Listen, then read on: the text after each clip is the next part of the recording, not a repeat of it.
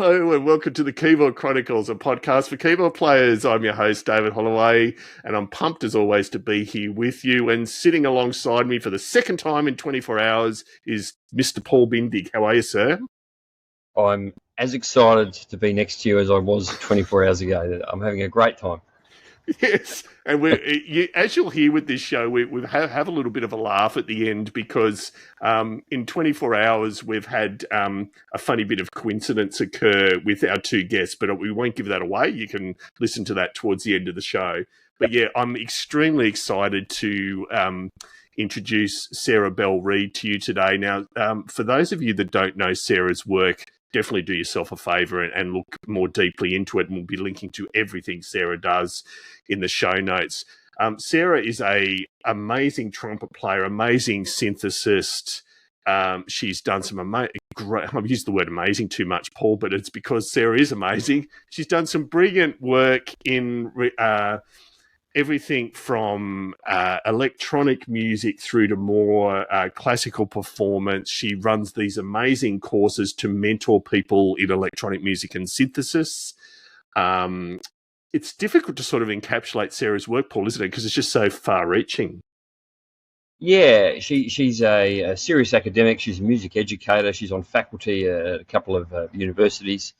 And what you will hear as you listen to the interview with Sarah is she's all about encouraging people to dive in and listen and communicate what they feel musically. And I guess you could describe her music as, I know I'll get in trouble for saying this, but I'm trying, and I hate putting labels on things, but just to try and get people to get a feel for what they're going to encounter. They're more avant-garde style of music, so it's absolutely it's a really interesting listen and a great opportunity to open your ears and your mind to really connecting with what's happening musically, what sounds are doing, what they mean, and how they work together. And look, she's a very cool person, as you'll discover. Absolutely, yes. So do open your mind and dive into this, and we'll talk to you after you've had a dip. Sarah, cannot thank you enough for your time. It's an absolute privilege to have you on here, and not only because of your amazing career that we're about to talk about, but that you even found time. You have to be one of the busiest people I've seen on social media as far as just seeing what you're doing in your real work each day. You know, a lot of people say that, and I guess I do like to keep busy, but I'm happy to be here. Yeah, I do what I love, so it feels fun. That's great. So I just thought we will start with the traditional question of your musical upbringing. So tell us about Sarah Belle Reid, the first 15 years, let's say. What got you passionate about music and any initial lessons you had and so on? My musical beginnings look very different from my musical current life. I think that's probably pretty common, but I started out learning piano. My mom was my very first teacher. She was awesome, and I took to it and became really passionate. She was just a self-taught pianist, so pretty quickly when I was like, I love this, she's like, okay, I'm going to go get some professional support. And when I was around the age of 7 or 8, I really wanted to play in a band. And my uncle, and by band at that point, I didn't mean something super cool like a rock band or a pop band. I literally just meant like a group of musicians where I could move around and play and not necessarily have to play the piano, which might be, I don't know if that sounds funny, especially for this podcast. But anyway, here we are. That's the truth. And my uncle had a trumpet in his garage that was an old marching band horn. And he was like, here, you want this? You know, try it out, see if it fits. And that was the beginning of my trumpet playing. And I just loved that it was so small and portable and I could take it with me everywhere I went. And so I started playing trumpet and ended up, you know, fast forward a whole bunch of years. That's what I went to do in college.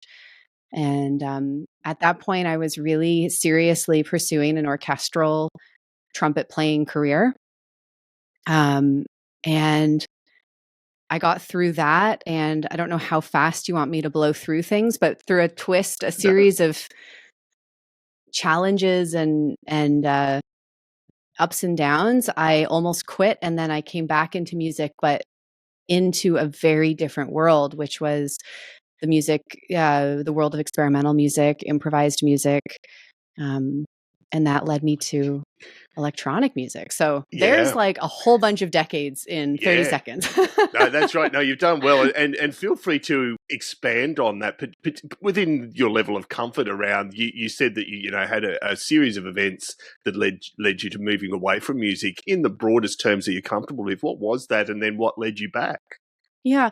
Well, I never really went away from it, but I really thought about it. Like I deeply considered, is this for me?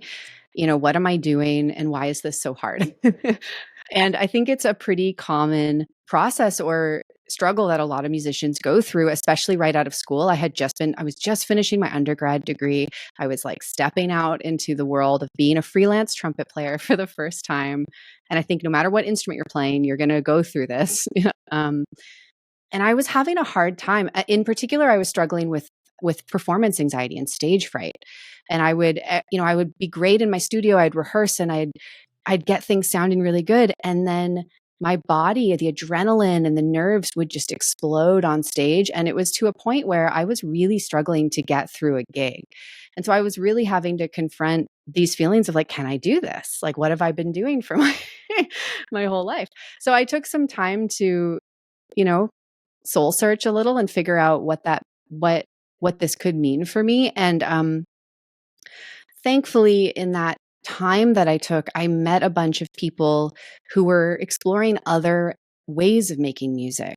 I met a contemporary composer who was writing really adventurous, unusual music, more in the performance art side of things. And I met some people who were doing work that they were referring to as concert theater. So it was like music merged with different types of staging and scenic design and all kinds of interesting stuff. And I was blown away by how much I realized I didn't know about being a musician. And I started to feel really excited again and really rejuvenated. And I started to play different kinds of music, and I realized that I was playing it really well and I wasn't getting as nervous.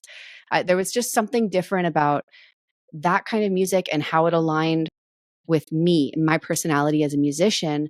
I could turn that adrenaline into some kind of power that I could use on stage, some kind of energy that I could like actually harness and put into my music. And so I guess what I realized, not to ramble for too long, but what I realized is that even though I always will have a deep love for, classical orchestral music, it just wasn't the right thing for my voice.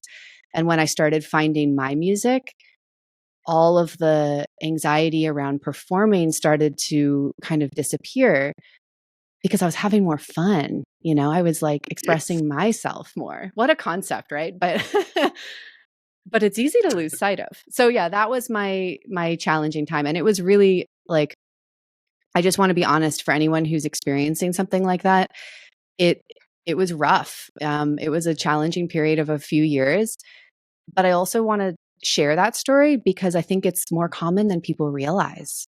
I think a lot of musicians struggle with all kinds of things. Sure is. And we've had previous guests also be very, very honest and open around some of their challenges with performance anxiety as well. So, thank you very much for sharing that with our listeners.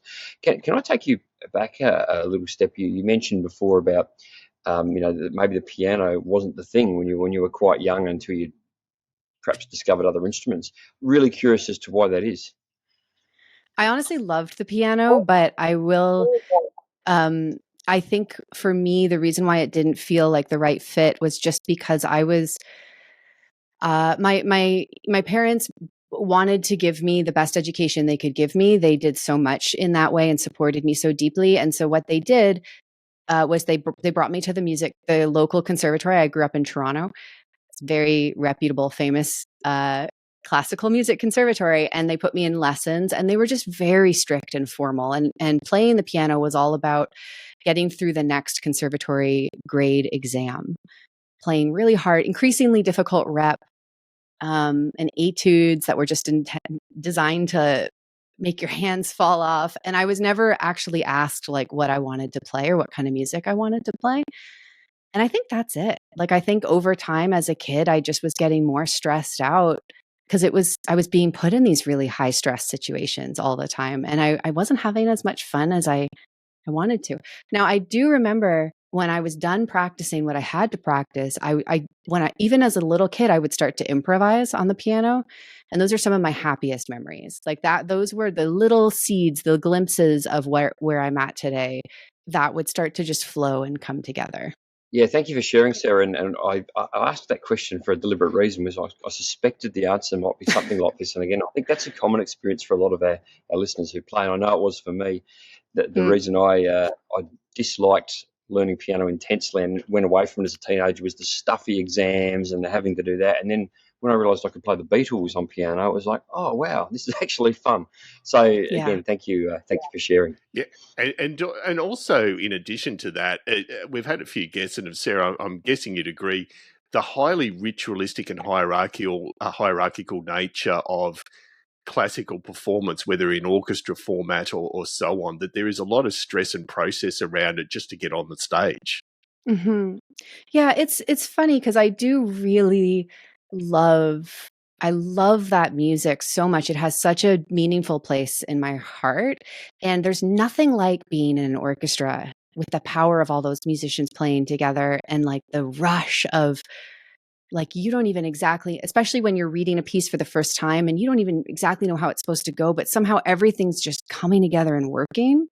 Like everyone's just fitting in. It's magic. But yeah, so I love it. And I really do agree that there's a lot of stress built into just so much, around how it works and all of it. And auditioning, we don't even have to get into because that's a whole other can of worms. But it's really for some people, and those people do it really well. They certainly do. Yeah, huge admiration. And I mean, you also mentioned, Sarah, that you moved into an area which was, more experimental, more fun, and so on. So, I mean, your current work does use modular synths in a lot of ways. I'm just, without getting too much into the technical detail, but obviously a lot of us get into synthesizers, and then there are a cohort of us that get into modular synths, which is a whole other area of learning. How did you make that transition? So what was your initial exposure that, caught your imagination? I was at grad school. I was at the California Institute of the Arts in kind of near LA in California. I was just surrounded by everybody who was doing things that I had never seen or heard before. Synthesis was like one of a million things. It was incredible. Improvisers playing in ways I'd never heard. It was just a very eye and ear opening time.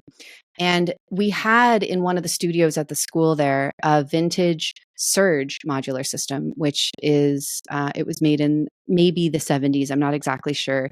And students could check out time in the studio and just explore it. And I sort of stared at it for a while and like wondered what it was. And then I saw a student concert. And I saw someone playing a little Eurorack modular system. And I was just like, what is this? It sounds so cool. It looks so fun. It is just like unlike anything I've ever heard. There are no notes. There's no melody. It's all just sound. Like it's amazing. And so I literally ran up to that person, and that person became a long-term collaborator of mine after the concert. And I was like, tell me what the heck is going on.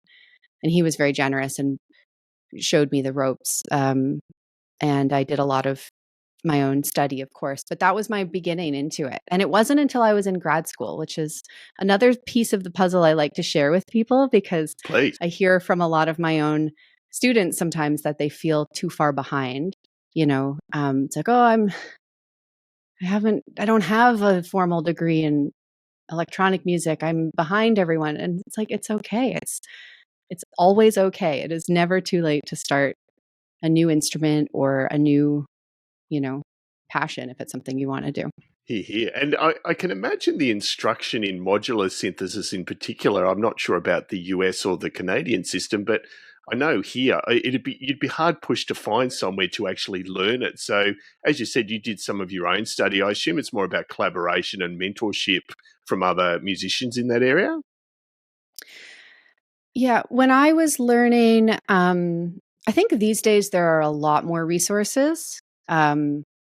my own class is one of those resources. Yes, that's right. But I even just beyond that, YouTube videos. I mean, there's so much you can learn on YouTube. It's absolutely incredible.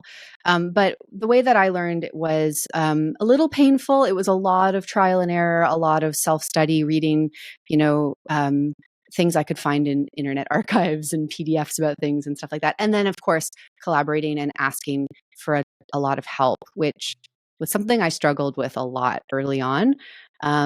Because I felt very stupid that I couldn't figure it out on my own. But once I got the courage to ask for help and, be like, can you just show me?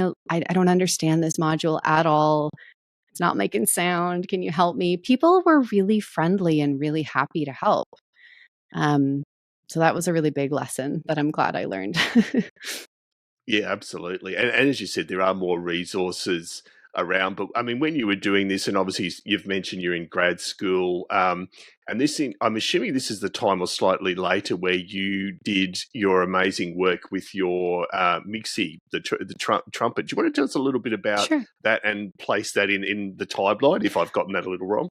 Yeah, actually, MIGSI. So MIGSI is an acronym. It stands for Minimally Invasive Gesture Sensing Interface, and it's a gesture sensing interface. It's a device that goes onto my trumpet that has sensors attached to it, so it can detect valve movement and the tilt of the trumpet and how much tension I have on my hand as I'm holding it.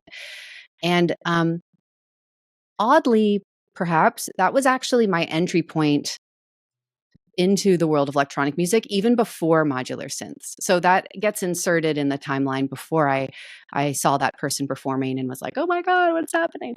I was working on, I wanted to kind of expand my horizons, and I ran into a teacher at CalArts who was teaching something called interface design, which was basically a class about building new musical interfaces, which is a fascinating topic. So I signed up for it, although I was completely green and didn't know at all what I was doing. And one of the projects was to do some research, go through some archives of different conferences and, academic journals and stuff, and just research what's already been done in your field so that you can start from there. And I found this trumpet interface that some folks had been working on from the University of Victoria, where they were adding sensors on inside the valves. And that's where it all started. And so I just ran with that project for a couple of years, more than that. It was many years, and figured out how to build this device that could have these different, sensors attached to it. But then what I realized, just to kind of make the story full circle, is as soon as we had built the MIGSI sensing interface, we realized that it was useless unless you could use that data to make some sound or to process some sound or to do something meaningful with the data, right? Because it was just a bunch of numbers. So that's kind of where the modular synth started to come in. And that's where I started to think more about, okay, how do I make a meaningful sound with an electronic instrument? Or how do I use these numbers to modulate sound in an interesting way, like to open up a filter or to add more reverb or, any of those types of techniques. And so I'm assuming that exposure then to the modular synth, Sarah, was the light had probably already switched on, but you saw that as a great way to combine those two goals? Yeah, exactly. Yeah, it was just a fun interface and it was fascinating to me. Made so many cool sounds. And then I was like, great, I need a way to make this device that I've created make electronic sound. This instrument does that. We're good. And we just ran from there. So Sarah, a big part of what you do is one-on-one mentoring and coaching with electronic musicians, aspiring musicians. And I'd love to understand, it sounds like you're very passionate about that. I'd love to understand how you moved into that and what that might look like for someone who approaches you. What does a typical student look like? What's the experience that you're giving them as you're mentoring them? And what can they and you potentially gain from the process? Yeah, thanks for asking. So, the main thing that I actually do is not one-on-one mentoring, but the main way that I work with students is in a program that I created that's called Learning Sound and Synthesis. And it is all about learning how to make music with synthesizers, modular synthesizers, and how to design sounds from scratch. And it just emerged honestly, out of my own process of learning synthesis and sound design, learning how to work and make music with these instruments, really kind of having a bit of a challenge, as I mentioned earlier, figuring it all out, and then starting to have people come to me to say, hey, can you help me with this module or this module? So that community aspect that we were talking about earlier kind of started to just naturally happen. And I, of course, really wanted to pass it along. I've always really loved teaching and mentoring. I feel like aside from making music, mentoring is one of the things that lights me up the most and just makes me feel the most gratified and happy to be a musician. And so, yeah, so I built this program that runs online, and I run it 2 times a year, and it's a hybrid of live group coaching calls where we get into all kinds of topics surrounding the practice of making music with modular synths, creative process, composition, all of these different things. And then there's a curriculum that is like very much the technical how-to of synthesis that breaks every little kind of step down into individual pieces. So in terms of the who the student is, the reason why I love doing this actually is that it's anyone who wants to make more music with synths. There's no persona beyond that. I work with folks who are brand new to music altogether and have zero formal training. They don't know anything about music theory. And that's great because the world of modular synthesis, you don't really need it. It's a different language. And then I work with people who are, very trained classical musicians who've been maybe, one of my students is a classical cellist who's been working in a string quartet for 30 years and now wants a new outlet for expression and wants to find something new to do. Amazing. So it's really kind of all over the map. And it's one of the reasons why I love doing it, if I'm being honest. So to answer the part of the question about what I get to gain from it, that's definitely a big part of it. Yeah, thank you. That's amazing. So I've got a really good friend, and he is right into electronic music and creating some wonderful. And he does a great job. But I feel like he suffers from imposter syndrome because he'll say, "Hey, Paul, I do all this stuff and I put it out there, but I've I wouldn't know a F sharp from a B, and I don't know about chords, and I've never had any formal music training." And I always say to him, "Well, that doesn't really matter, mate. You're making the music that you love." Do you get students who occasionally sort of maybe suffer from that same kind of, I shouldn't be here? And if so, what advice do you give them? Yeah, all the time. It's common. It's very common. I think, in fact, just 2 days ago, I was interviewing one of my students inside of Learning Sound and Synthesis. I do these spotlight interviews occasionally to kind of share what they're up to and just a little bit of insight into how they learn, because that can be really helpful for other students. And he was saying this exact thing about not really having the formal training. And one of the things that he realized in the process of doing it anyways, which is some of the best advice I can offer, is do it anyway. He realized that sometimes his lack of formal training was actually a huge advantage. He would not thinking, okay, this chord, then this chord, or this key, or whatever. He would reach for musical ideas that a lot of people would otherwise miss because they may not be correct. You know what I mean? So there's an advantage to having training, formal training, of course, but I also think there's an advantage to just being intuitive and listening, trusting your ear.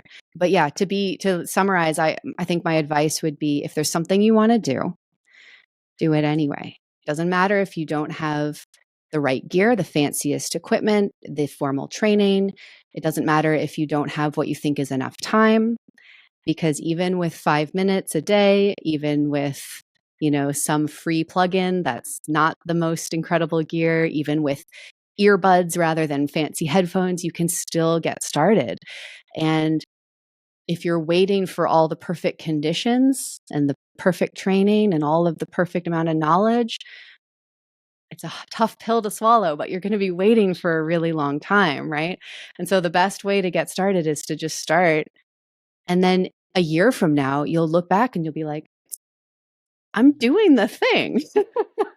I am doing the thing that a year ago I thought, oh, I wish one day I could do this. If only I had blank. No, great answer. And it's slightly left to center, but on a similar vein, do some of your students get caught up on genre? So as far as they try to place themselves in a genre or believe that there are boundaries around what they create from a genre viewpoint. And the ideal example is your own work, Sarah, on Apple Music. And I'm sure you're aware of this. Your records are listed as jazz. Right, so which totally puts to bed any legitimacy of genre at a specific level. But yeah, just interested, is that something people get caught up? I'm here to be a rock, pop, ambient, whatever. Is that something that tends to pop up? Well, I know. I think the people that I work with, I just want to say, have the most curious, open minds that I've ever met. So they might be a little nervous about genre. They might have been told at some point, like, hey, these are the right rules, or this is the way to do it. Or I've heard people say, is it, I want to make techno music and I also want to make, orchestral music. And I also want to make bluegrass, but I can't do all of those because people will, that will be too confusing. So people, of course, I hear these types of things, but they're very receptive to another way of thinking. And that's really what I love, is that as soon as we talk about it and we maybe unpack it a little, and I will maybe ask them a question like, why? Why can't you play techno and bluegrass at the same time? And we'll start to answer it, and we'll look at all of the possible problems. And then I like to ask the question, but what if you do? Like, what could go wrong? What could go really well? And when you ask, like, what could go really well if I merged these two genres together, then someone gets to realize, well, I'd be really unique. Another thing is, I don't know, I would be really having fun because those are my two favorite things. So maybe I would make more music and that would be really cool. And they start to kind of get to see the other side of the story. So does that answer your question? Yeah, that's great. Sarah, you've got so many interesting projects on your website, and we'll link to that in the show notes so our listeners and viewers can get a feel for all the interesting things that you do. But there was one that I found fascinating, and I'd love you to give us a bit more of an insight into how it all came together. And it was your imaginative listening project. And I'm going to describe this very badly, but then it's going to be over to you to describe it properly. But from my understanding of it, it was a couple of years ago, and you collaborated with some people from, in a remote sense, and the collaboration wasn't, here's the click track we're going to play to, or here is what I want you to do. It was pick an instrument. Here's a very, very, very, very brief theme of what's going on in the world and what we're thinking about at the moment, and away you go, and then we'll bring that together. So that's my poor interpretation of it, but I'd love to know what inspired you and how that came together, and maybe some of the technical things you had to work through to make it come together so nicely as it does, as we can see now. Sure. Yeah, I'm so glad you asked about this. This is one of my favorite things to talk about. If I go too long, stop me. Just cut me off. Not at all. So the imaginative listening, idea is something that I think I first started to play around with when I was early in my studies, my graduate studies. I was really trying to figure out a lot. I was really trying to figure out a lot about myself and my identity as a musician, and the performance anxiety that I was still working through, because these things they're not like light switches. They don't turn on and off immediately. And I was just reading a lot of stuff that I could find. I was in the library and I randomly came across, this was the best random thing that ever happened to me. I randomly looked down and found a book, and it was a book of sonic meditations by Pauline Oliveros, who's one of my biggest heroes. Pauline Oliveros, for those who aren't familiar with her, it was a pioneer in the electronic music world, the tape music world. But she also had this practice called deep listening that she wrote a lot about. And she created these sonic meditations, which were simple little text-based instructions that would basically guide you to listen and engage with your listening in a deep way, in a way that wasn't necessarily about being a musician or listening to, do you know what pitch this is or what meter is this? It had nothing to do with that. It was like, what's the loudest sound you can hear? What's the softest sound you can hear? How does listening to that sound make you feel?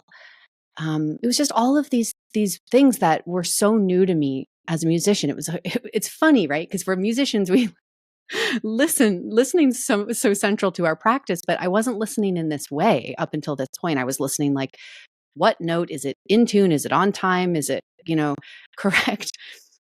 So anyway, this sparked a big thing for me, and I got really, really inspired by this idea of deep listening. And so I started to really think about other ways to sort of engage with our ability to listen. And through a series of collaborations and relationships with other people, kind of talking this through, the idea of imaginative listening emerged. And the idea behind it is that you are so at the same time, but you are not co-present in any physical way. So you're, it's like you could be in, London and I could be in Toronto and someone else could be in LA. We're all in our studios making music together. We're not linked. We don't see each other. There's no internet bridge. There's no nothing except our capacity to imagine what the other person might be doing and to listen to them as though they are in the room with you. And this is it sounds probably bananas. There's probably some people watching who are like, what is she talking about? But I promise that it's the most amazing experience because it requires a lot of trust and it demands curiosity because you have to be like, well, what are they doing? I don't know. They could be doing anything. And so then all of a sudden you open your ears to all of the possibilities in the whole sonic universe. And you start to notice things that you don't notice before, like the creaking of your chair. And you're like, well, maybe that's part of this. And the birds outside and the wind. And it just puts me in a very creative state. So that's the imaginative listening. I originally started doing this with my classes, actually, when I was teaching at Cal Arts. So after I graduated, I came back and I joined the faculty and started teaching there. And I would do this. I would do a version of this with them when COVID happened and the ensembles had to split apart. The students made an incredible full-length album using nothing but imaginative listening. Wow. And so just the technical logistics of it, some people are probably wondering. So everyone hits record. Let's say you say, okay, everyone, at 7:00 in all of our respective time zones. So 7:00 here, 3:00 here, whatever. We're all going to get ready. We're going to sit in silence for 5 minutes and we're going to listen. And that's kind of like a meditation where you're getting into the right state of mind. We're going to hit record, sit in silence for 5 minutes, and then we're going to play for X amount of time. And that's actually the only thing that you predetermine is the amount of time. You don't choose a key. You don't choose a tempo. You don't pre-discuss instruments if you really want to do it like full on, just a time. And then you just record. And then you end the recording, you send them over to one person, and that one person just compiles them on top of each other based on the starting point of the recording. And that's it. So that's so cool. Yeah. I've brought this into all of my programs in some way. I run another program I run is called a creative electroacoustic immersion. And it's a small group program. And we do this every single round. And it's amazing. People, every time they do it, they think that I'm sitting there editing the music and like making all of these little moments. And I'm not. I never do that. It's just that when you get into that kind of listening, incredible things happen.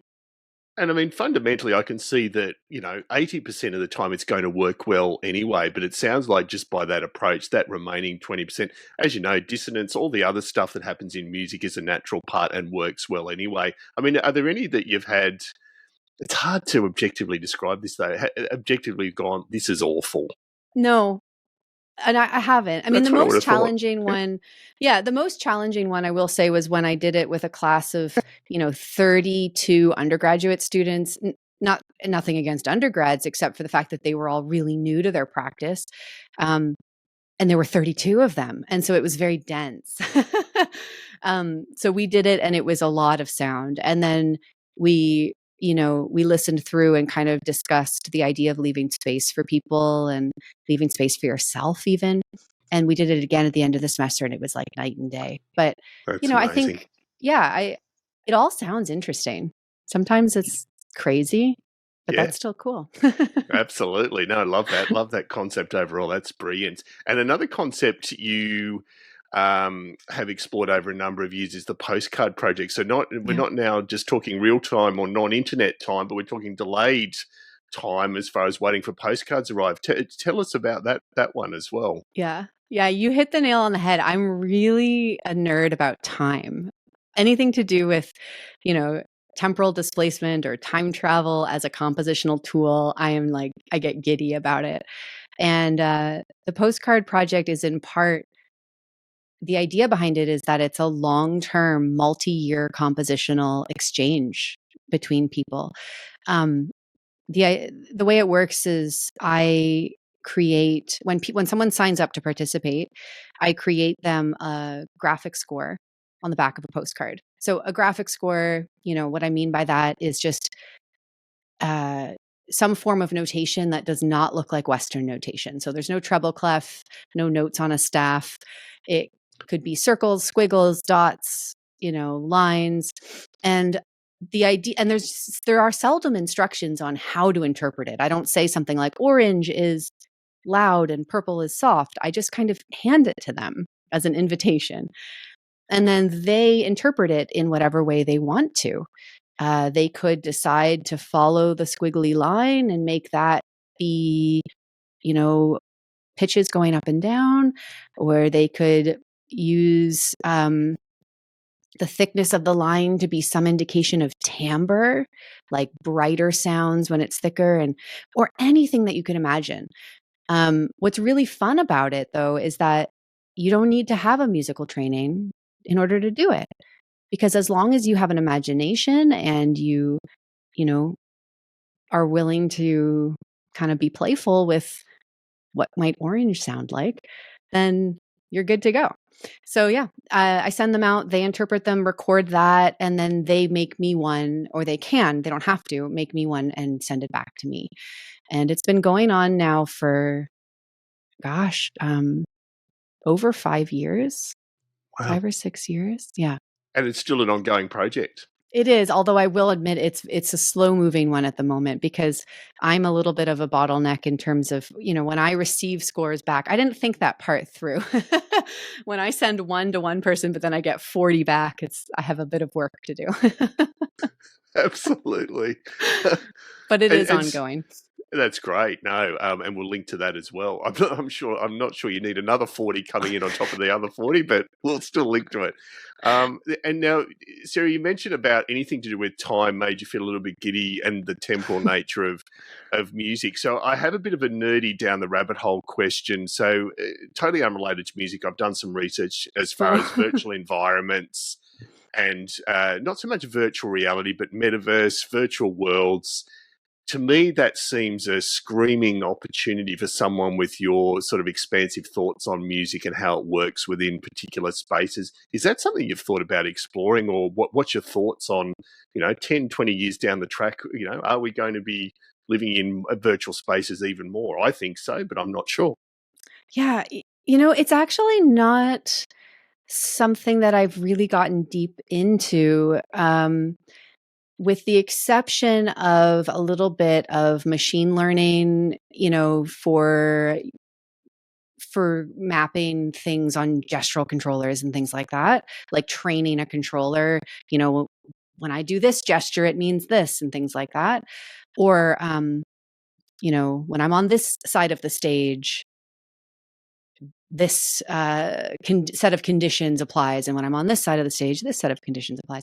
So I've done a little bit of that kind of work. But it's very primitive compared to what people are doing now. And I'm interested in it. I'm open to it. It's one of these things where there's just so much to do, so much to learn, so much to do. And I haven't quite gotten there yet. Thinking into the future, in a more musical sense, if we go onto your website and look at your bio, the last paragraph of it speaks to your considerable academic qualifications. And I was really interested in the research focus of your doctorate, which was around the new musical technology and musical notation systems and what they could look like. And I'd really be interested in your insights as to what could that look like in 10, 20 years? Where do you think this is going? Oh, that's such an interesting question. I mean, one thing that I've really experienced and seen just in the last 5 years, maybe 5-10 years, is just the access to so much is so many instruments and ways of making music and ways of recording music and controllers. Like there's so much more that's available in your pocket if you want it to be on your phone. I remember when I was first working with, things like motion sensors, like accelerometers, we were getting these specialized little sensors and soldering everything together. And then I went to a school recently and was doing a clinic, like a guest lecture there. And there were these dance students who just had iPhones strapped to their arms, and they were just using all of the built-in motion sensors on their phones. I was like, brilliant. You just saved yourself 6 months of agony building that. Good for you. Like, use what's there. So I think that's really exciting, just everything becoming more available. In the modular synthesis world, there are, modular synths in general, but especially modular synths can be prohibitively expensive to get into. And that's definitely a barrier for a lot of people. Even as they're becoming more and more popular, they can still be pretty expensive to get into. But something that I'm seeing a lot more that I love are virtual software-based synths that work and sound just like the hardware synths, but run on your computer, run on your phone, and they give you access to a world of thousands and thousands of modules for free or for $10 or something like that. So I'm really, really excited by all of those kinds of things. I don't know if that answers your question or if I kind of took that in a different direction. Yeah, no, it does. No, it does. Thank you. I was just about to say, I noticed on your YouTube channel, you sort of recommend to people when they're getting into it get into a virtual version of a modular synth so you can start playing and start exploring. So and that's certainly worth checking out for anyone who is really intrigued by this chat and wants to learn more about how to get started. Can highly recommend that on Sarah's channel. I just wanted to follow up with the idea around musical notation. So obviously, as a classically trained musician, what do you see as potential alternative ways we can use musical notation to access music in a different way?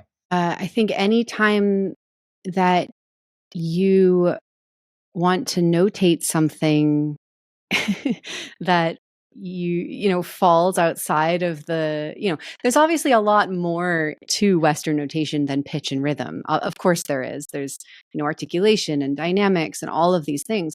But in the world of music, there is more than that, right? There's intensity and timbral shifts, and how do you notate squishy sounds and noisy sounds and sounds that aren't exactly in a meter but still have some kind of intermittent repetitive pattern.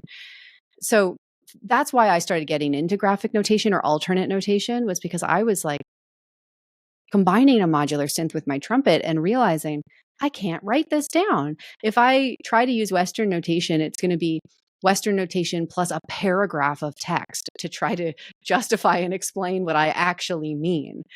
So, I think that there's a huge opportunity for just, realizing or thinking about what other aspects of music you might want to notate. That's an interesting question just for a composer to ponder. If you always think about notating pitch and rhythm, what else could you focus on instead or in addition to? And it might just lead you to some pretty interesting places. In terms of getting into it, the beautiful thing about graphic notation is that the beautiful and challenging thing really about graphic notation is that it's not codified, right? Because it's relatively new. It sort of resists codification in it by its nature. So there's really no right or wrong way to do it. You can look through some historical documents and see what composers in the 50s and onward were doing. But what I would really recommend is just to kind of think a little bit about what aspects of sound intrigue you that don't lend themselves easily to 5-line staff notation. Maybe for you want to notate some kind of movement of the performer. Like you want them to play, but you also want them to change directions. Or maybe you're a composer who's writing for, a modular synth player and a keyboard player at the same time. And so you want to write a piano part on a staff, and then you also want to notate something that's atmospheric or pointillistic for the modular player, and you use more geometric shapes to do that for them instead of making them, try to play a F sharp in tune when they don't have a quantizer in their synth or something like that. Does that make sense? So just kind of think about like, what are you curious about? What do you want to do that's not easily notated? And then just invent a symbol for it. Love it. Love it. That's it. Yeah, look, I would love to explore that rabbit hole. You could do 4 episodes on that. That's just so fascinating. Thank you for that, Sarah. And probably aligning that focus on notation and positioning music in, particular spaces, your own work. I mean, your amazing albums. My first part of my question on this is, how do you set aside the time to do your own creative output on top of your teaching and mentoring and other stuff? What's sort of your process to make sure there's time for that? This is a question near and dear to my heart.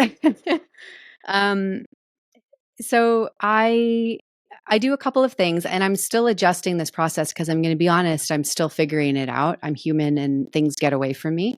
And for some reason, the easiest thing to get away from you is always your own work. It's just going to be, at least it is for me. So 2 things I've done that I find really effective. The biggest thing is I schedule my time. And I know that might sound really exhausting because like everything is scheduled. I don't need to schedule something else. But what I mean is I treat it like it's a meeting with someone important. I treat it like it's, a day at work or something that I have to do. I put it in my calendar, and for me, that helps. That makes it a lot harder for it to just go past without me noticing, to forget about it, because my calendar will go beep, creative time. And then I commit as hard as I can to show up, even if I'm feeling uninspired, which happens, or if I'm feeling tired, or if I'm just like, I don't have any ideas, I don't know what I'm doing. I try really hard to show up for that time every single time. And what I have found is that showing up is way harder. That's the hardest part. And then when you're in the studio and you're doing it, you're like, oh, wait, I love this. This is great. I'm so glad I have this hour. So scheduling it and showing up for it are huge. Lately, what I've been doing, because I'm working on a huge project that I've been working on for years, and I'm just determined to get it done, is I've started doing a little bit every single morning before I do anything else. So before the phone comes out, before the social media comes on, before the emails are checked, like nothing happens except for coffee. And I am dedicating a little bit of time. And sometimes, just to be transparent, sometimes it's 15 minutes. I'm not talking about 4 hours of luxurious studio time every morning. Sometimes it's 15 minutes. Sometimes it is an hour. But what I've found is that doing it every morning a little bit keeps it really front of mind. And that means that when I go about the rest of my day, I'm kind of still working on it a little bit. And so the next morning I come back to it and I'm like, I'm really ready. I'm like, I know exactly what I'm going to do in my 15 minutes.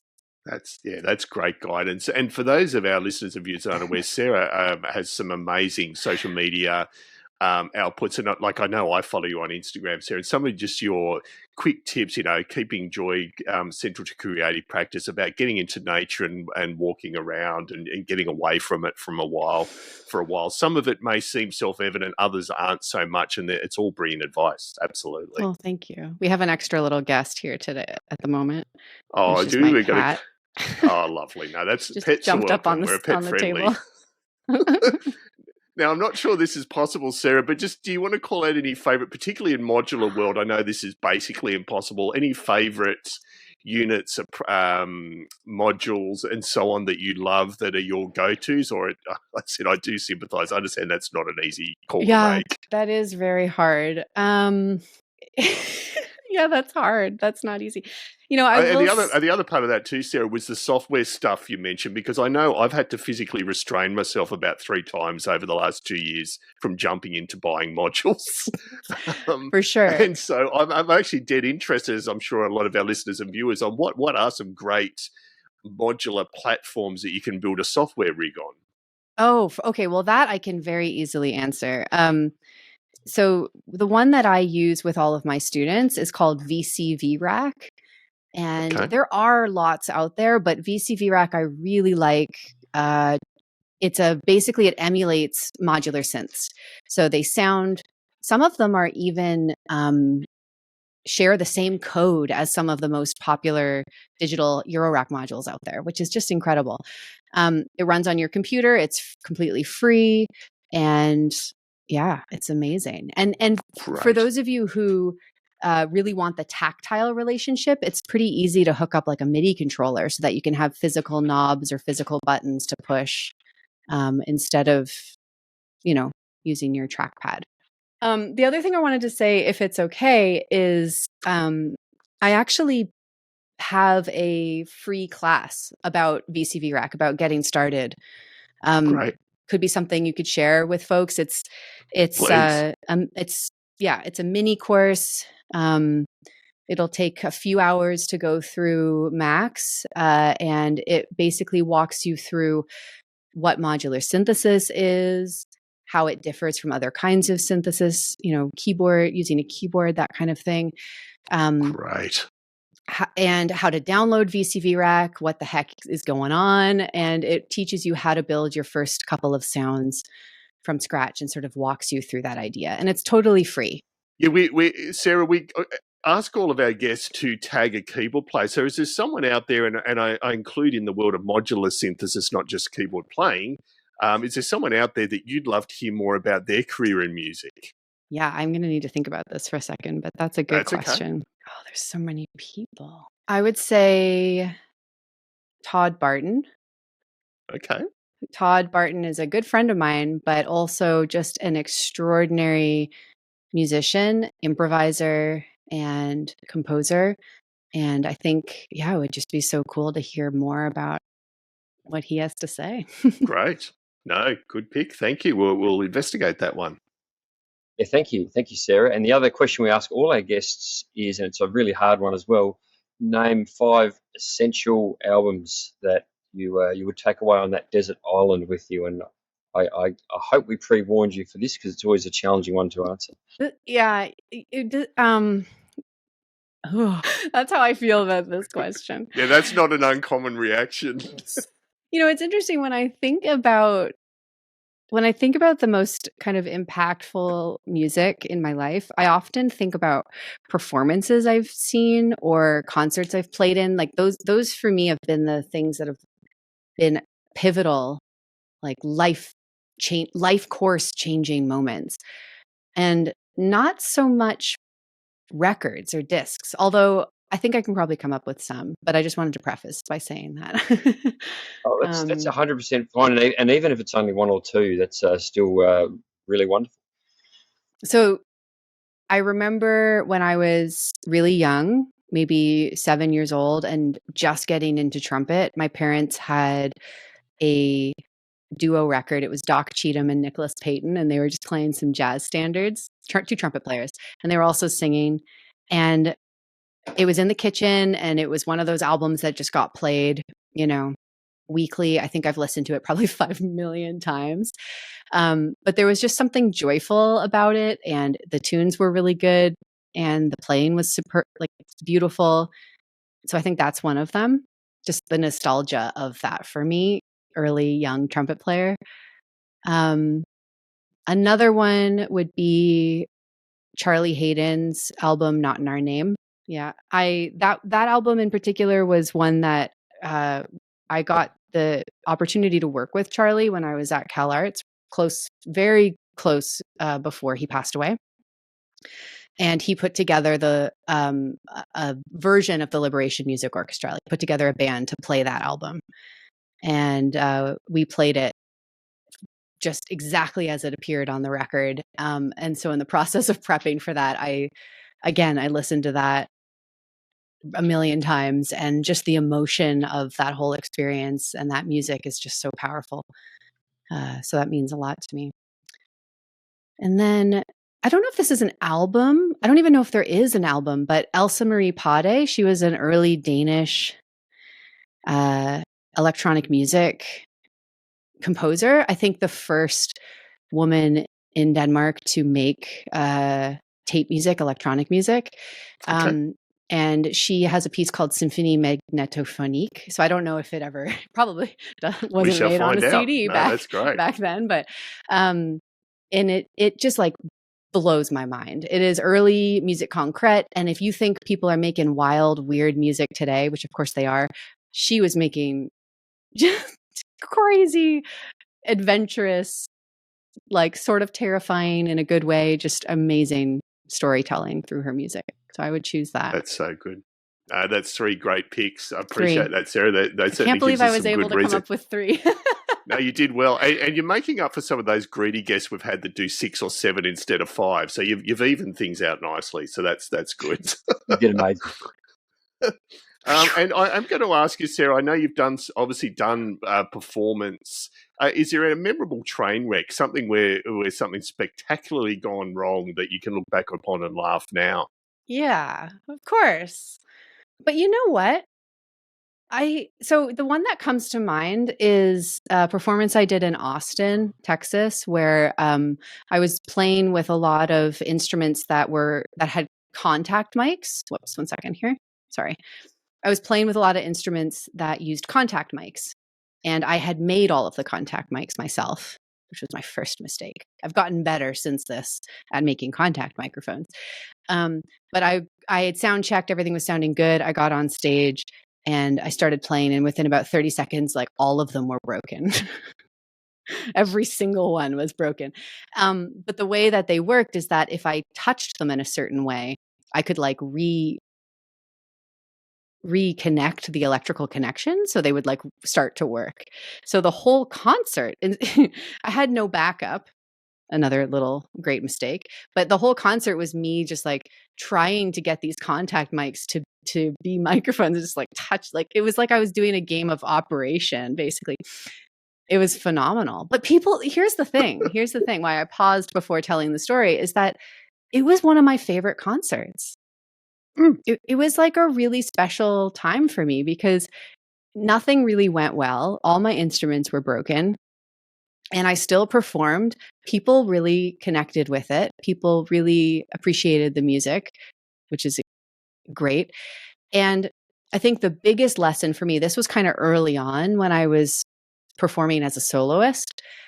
The biggest lesson for me was that live performance doesn't have to be executed perfectly to be valid. As a classically trained musician, that was the bar that we were measuring things against, was did I hit every note in tune on time? Was it flawless? If it wasn't flawless, then it wasn't as good as it could be.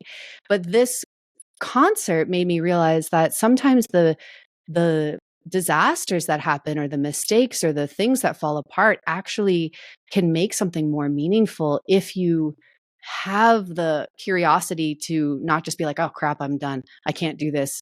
I quit. Sorry, folks.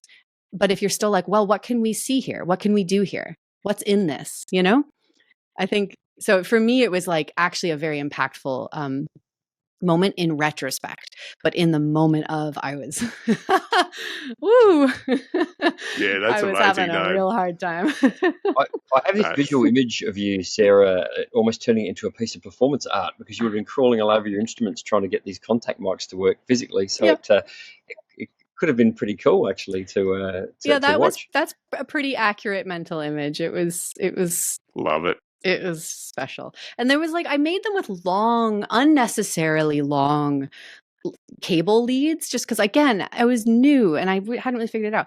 So in addition to trying to fix these things on stage, I was kind of getting tangled in them. And it was just a special, if you were there, if anyone listening was at that concert, please let me know. Yeah, I'd love to see video of that. It's a shame it wasn't being filmed. It was not. I can say it was not. That's right. No, that's brilliant, Sarah. Absolutely brilliant anecdote. And we'll wrap up with our quick fire 10. So this is how we always finish the show, with 10 short and sharp answers to 10 questions. So I'll kick off with the first album you ever heard. A Wynton Marsalis record. Yeah, I don't know. I don't know. That's okay. Can my answer be I'm not sure?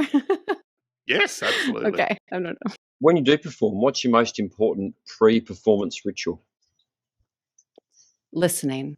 Great answer.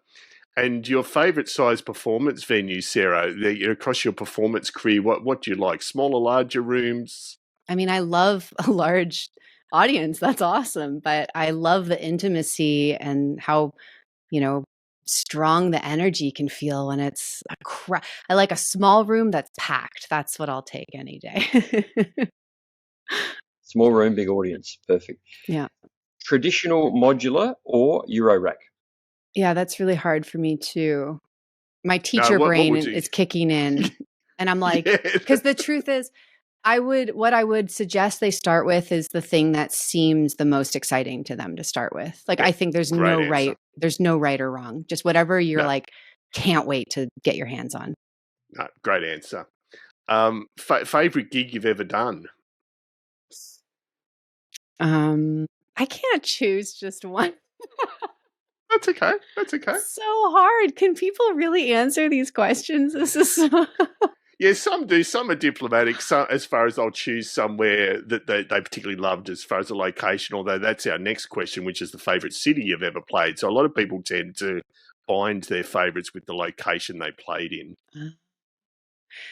I think I can answer the favourite gig just because it was most impactful for me. The Charlie Hayden show that I just talked about a minute ago, playing in his band, that was in LA. I was this most talk about nerves. Oh my God. I was so scared because it meant so much, but he just, wanted us to sing and speak through our instruments. He wanted us to share our voices. He didn't care about right or wrong notes. He just wanted to hear heart. And I think getting that experience was it'll be with me forever. It still gives me chills just to say that right now. Absolutely. So that gig, Charlie Hayden, Liberation Music Orchestra. Perfect. Favorite city you've ever played? Maybe Bergen, Norway. I got to perform in a medieval fortress, and the green room was this unbelievable underground stone cavern. It was just incredible. That is incredible. Yeah. Yeah. We certainly never had Bergen mentioned before, so shout out to Bergen. Shout out to Bergen. That's brilliant. And Sarah, name an artist that you've not worked with before that would be on your bucket list to work with if the opportunity arose in the future. Björk. Now, this is the most bizarre thing, and I can't believe this. You are literally the second guest in a row that's mentioned Björk. So that's really spooky. That's great. And first 2 times it's been mentioned, 2 guests in a row. That's what's funny. funny is when our guest, who we only recorded yesterday, said Björk, David made a point of saying, no one's ever mentioned Björk before, but that would be really cool. So there you go. Welcome to the cool gang, Sarah. That's right. One of the cool kids. I'm waiting for that phone call. Yeah, it's going to happen. It's going to happen. Björk's going to be our #1 follower. That's what's going to happen out of this. Favorite music documentary or movie? I recently watched the new Elephant 6 documentary, and it was great. It was very inspiring. Great. I don't exactly remember what it's called, but the new. No, but that's okay. No, Elephant that's 6 great. Yeah, documentary. I've been wanting to check that out. And name one thing you'd like to see invented that would make your life as a synthesizer / trumpet player, keyboard player easier. Oh my god. Damn. This is the hardest I've had to work in a long time. Sorry, yeah, I feel bad. We're making you sweat. I'm so indecisive about this kind of stuff. One thing that if it were invented, this is so fun. What could it be? I think if someone could invent me like a Mary Poppins style modular synthesis case where I could put a big modular synth in and I could kind of fold it up and it could just go down to be, about 6 by 6 inches. And then there could be a compartment I'd zip open and put my laptop in, and then a little side bag for my trumpet. And if the whole thing could fit in the overhead compartment of an airline, any airline, I would be thrilled. That would make my life a lot easier. And the last question, what is your favorite non-musical activity or hobby? Just being outside. So hiking, camping, swimming in lakes and rivers, mountains, waterfalls. To me, that is just a very happy place and also super inspiring. Yeah, no, absolutely. Great pick. And look, you may not agree, Sarah, due to your natural modesty, but you're inspiring with what you've done in your career to date. And I certainly feel it's a privilege having you on the show. We cannot wait to see what happens in coming years. And you may end up with at least one person on this podcast signing up to one of your courses at least. So, yeah, look, I cannot thank you enough. We really appreciate taking the time. Thank you both. It was a great conversation, and yeah, thanks to everyone who listens. And there we have it. As we said at the start of the show, Paul, I know I said Sarah was amazing multiple times, and I just said right there at the end of the show she was inspiring, and that's what I've come away from the show feeling is inspired outright. Yeah, she's got this lovely energy, which is, as I've said in the intro, it's one of have a go, try, listen, explore, learn, and she's got some really great insights into what that can look like for people and what her journey's been. And I really loved her candor right at the start, David, where she spoke about what led her to the path that she's chosen and how she can mentor others through that as well. So another fun interview. Yeah, absolutely. And yeah, like as I said at the end, I think I'll be signing up for a course when I find the time. It sounds great. Do check out the links in the show notes to Sarah's courses, because I think depending on where you are in your musical journey, that could be money extremely well spent, and they're not unreasonably priced at all. It's really very reasonable. And one of them is completely free. So why not dip your toe in? That's right. So, no, huge thanks to Sarah for her time. She was incredibly generous. And a huge thanks to all of you out there for listening, and to also our silver and gold sponsors. So we'll start off this time with musicplayer.com forums. Please do check them out if you're a keyboard player and want to mix with hundreds or thousands, really, of other keyboard players talking about the latest news and views. Recommend the Keyboard Corner on musicplayer.com. Midnightmastering.com for mixing and mastering of your work. I personally recommend it, and it's not that I'm paid to do so. I've used Mike and the team for a range of projects, and I could not be more thrilled. And I also want to shout out to Brother Paul Brown from the Water Boys for his ongoing support, and I know his own Patreon channel is going great guns again at this early time of the year before he heads out for a very hectic year of touring. And last but definitely not least, Tammy Catcher from Tammy's Musical Stew, who I believe Paul has also sent through in our latest series of Pimp Your Band T-shirt segments, the T-shirt you're wearing this very day. Yes, and it's the delightfully named Spit. And I think I've mentioned this before. When I get these shirts, I try and, before I do any research, I try and guess what the style of music might be. And I have to say, this time I got it pretty close. So we're punk. Can I guess? Yeah, is it punk? well done, congratulations. So not 100% punk, but that sort of crossover of punk, metal, hardcore type music, and they do covers and originals. But if you like your Korn and you like your Rage Against the Machine and these sort of bands, you'll certainly enjoy these guys. Emily, another female-fronted band, which is cool. Emily and her partner Dan are the big driving force behind Spit. So check them out. Very cool. They're from Edmonton in Canada, which is where our friend Tammy is from, of course, which is why we get these shirts. But yeah, they've got a really cool sound, and a cool T-shirt, and they've got some really interesting T-shirt designs. That's for sure. Yeah, absolutely. No, love it. And if you'd like to, as we've said before, send through your T-shirt to have a mention, do so. All our contact details I'll provide at the end, but are also on our website at keyboardchronicles.com. As we've mentioned before, every T-shirt that after we've pimped it, so to speak, it is donated to charity and delivered to people who are in need of clothing. So, yeah, very, very happy to do that. And many of our artists, Paul, have gone on to have multinational record deals just from this little segment. Most certainly, absolutely. Yeah, look, totally unverifiable fact, but yes. Try and verify it. Try and prove me wrong. Yeah, asterisk, it may not be true, but that's okay. It's it's an alternate fact. Is that the word we use? That's right, alternate fact. Yeah, that's right. Yeah. Hey, can I tell you a story, David? This is a story Please. So David and I, as David said in the intro, we were recording together this time yesterday, so just a day ago, which is great. It's lovely to have so many guests who are happy to be on our show, and we appreciate all of them. But in the time between then and now, I went to watch the cricket, and they had a band playing before the cricket. And the band, the artist was a young Indigenous man named Budjera, and he did a really great job, and he's got this band. Now, I haven't had a chance, because it only just happened, I haven't had a chance to research the names of the guys in his band, but he had this keyboard player.